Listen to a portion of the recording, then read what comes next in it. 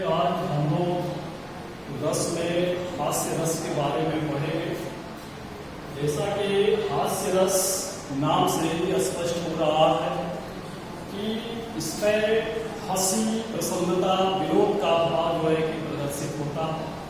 तो इस हास्य रस का जो अस्थायी भाव है वह हास है। जब हम किसी कविता को पढ़ते हैं या कविता को सुनते हैं या किसी अभिनय को, नाटक को देखते हैं, तो उस समय वहाँ पर उसको सुनने से, देखने से या पढ़ने से हमारे अंतःकरण में जो एक विनोद का भाव, एक प्रसन्नता का भाव, एक हंसी का भाव प्रस्फुटित होता है, वहाँ पर हास्य रस होता है। यह किसी विकृत व्यक्ति को देखकर या फिर किसी विकृत वेशभूषा को देखकर हमें जो है कि अपने आप अंतःकरण में, हमारे हृदय में एक हास्य का, हंसी का, विनोद का, प्रसन्नता का भाव जो है कि प्रदर्शित हो जाता है। उसी को हम हास्य रस कहते हैं। इसकी परिभाषा होती है जो हमारे आचार्य भरत मुनि ने एक सूक्ति दी है, विभावानुभाव व्यभिचारी भाव संयोगाद्रस निष्पत्ति। उसके द्वारा जब इसकी हम परिभाषा निकालते हैं तो जब विभाव, अनुभाव और संचारी भाव के संयोग से हास नामक अस्थायी भाव रस रूप में परिणित होता है, तो वहाँ पर हास्य नामक जो है कि रस होता है। इसका एक उदाहरण है जिससे पूर्ण रूप से जो है कि हास्य रस जो है कि क्लियर हो जाएगा। इसमें तुलसीदास जी ने लिखा है, विंध्य के वासी उदासी तपोव्रत धारे महावेनु नारी दुखारे, गौतम की तय तुलसी सुकथा सुनी भेद मुनि वृंद सुखारे, वह शिला सब चंद्रमुखी पर से पदमंजुल गंज तिहारे, किन्हीं भले रंग नायक जो करुणा करी कामन को बंधार। इसमें तुलसीदास ने यह प्रसंग उठाया है कि जब भगवान राम जंगल में जा रहे हैं, वहां पर जंगल में जो ऋषि मुनि महात्मा हैं, वह भगवान राम के आने की कथा को सुनकर यह प्रसन्नचित हो रहे हैं कि जो गौतम की पत्नी थी, जो कि पत्थर हो गई थी, और जैसे भगवान राम का उनके चरणों का स्पर्श हुआ तो वह पत्थर जो है सुंदर स्त्री बन गई। तो उसी प्रकार से यहाँ जंगल में बहुत से जो है कि पर्वत, बहुत से जो है कि शिलाएं हैं।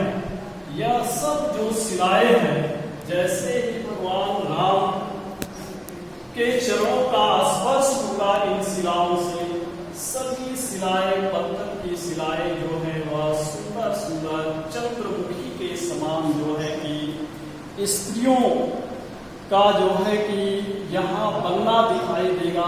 यहाँ पर बहुत सी सुंदर सुंदर जो है कि स्त्री दिखाई देने लगेंगे, जिससे वहाँ के जो ऋषि मुनि हैं वह भगवान राम के आने की कथा को सुनकर मन ही मन जो है कि प्रसन्नचित हो रहे हैं, हर्षोल्लासित हो रहे हैं। तो इससे यह स्पष्ट हो रहा है, इस कविता को पढ़ने से यह आभास हो रहा है कि पढ़ने वाले को या जो सुन रहा है इसको, उसके मन में, उसके अंतःकरण में एक विनोद का भाव जो है वह प्रदर्शित हो रहा है। इसके बाद है एक अगला रस जिसका नाम है करुण। इस करुण नाम सुनने से ही यह आभास हो रहा है, स्पष्ट हो रहा है कि इसमें करुणा की भावना होती है, इसमें शोक होता है। जब हमारी कोई प्रिय वस्तु, हमारा कोई प्रिय बंधु जब हमसे दूर चला जाता है, हमसे बिछड़ जाता है, तो वहां पर हमारे अंतःकरण में एक शोक की जो है कि अनुभूति होती है। यह जो करुण रस है, इसका अस्थाई भाव जो है वह शोक।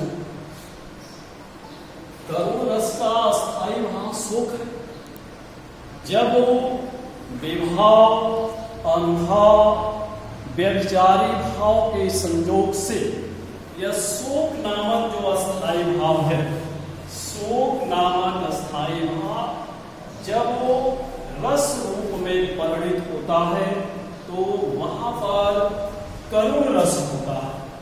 इस करुण रस में यह होता है कि हमारी जो प्रिय वस्तु है वह हमसे अलग हो जाती है, खो जाती है, दूर चली जाती है, और यह फिर कभी हमें मिलने वाली नहीं होती, यह कभी हमें प्राप्त नहीं होगी। वहां पर हमें जो है कि शोक होता है। और जहां पर यह भावना होती है कि हमारी जो प्रिय वस्तु है वह हमसे दूर चली गई है लेकिन मिलेगी, मिलने की उम्मीद है, तो वहां पर वियोग होता है। तो जो प्रिय वस्तु या हमारा प्रिय भाई, प्रिय बंधु, प्रिय वस्तु, प्रिय व्यक्ति जब हमसे दूर चला जाता है और उससे फिर पुनः मिलने की उम्मीद, आशा नहीं होती है, तो वहां पर करुण रस होता है। इसका अस्थाई भाव जैसा कि आपको बताया गया शोक है। जब हम किसी कविता को पढ़ते हैं या किसी कविता को सुनते हैं या किसी अभिनय को, नाटक को देखते हैं, तो सुनने से, पढ़ने से या देखने से हमारे अंतःकरण में जब एक शोक की भावना जागृत होती है, तो वहां पर स्पष्ट होता है कि करुण रस। इसका एक उदाहरण है, इसमें लिखा है कि देख सुदामा की दीन दशा, करुणा करके करुणा निधि रोए, अब पानी परात को हाथ छुओ नहीं, नयन के जलसू पद। इसमें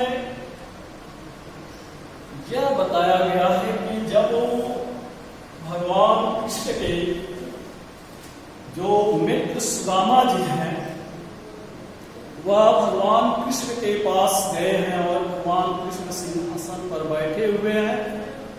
उनके जो वहां पर रहने वाले लोग हैं, उनसे सुदामा जब अपनी परिचय बताते हैं, वे लोग सुदामा की परिचय जब भगवान कृष्ण के पास पूछते हैं, तो भगवान कृष्ण आते हैं दौड़ते हुए और सुदामा को जब देखते हैं, तो वहां के प्रसंग को जो है कि यहाँ पर नरोत्तम दास ने जो है कि दर्शाया है।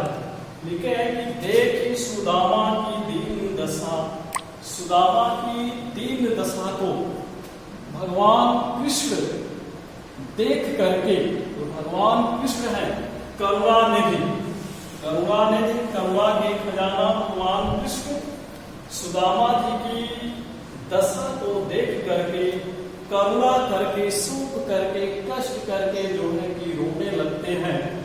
और इतना रोते हैं, इतना रोते हैं, उनके आंखों से इतना पानी निकलता है कि जो परात में पानी रखा गया है, उस परात के पानी को वह अपने हाथों से स्पर्श करते नहीं हैं, और उनके आंखों से जो आंसू निकलते हैं, उस आंखों के जल से ही सुदामा जी के पैर जो है वह पूर्ण रूप से धुल जाते जाते।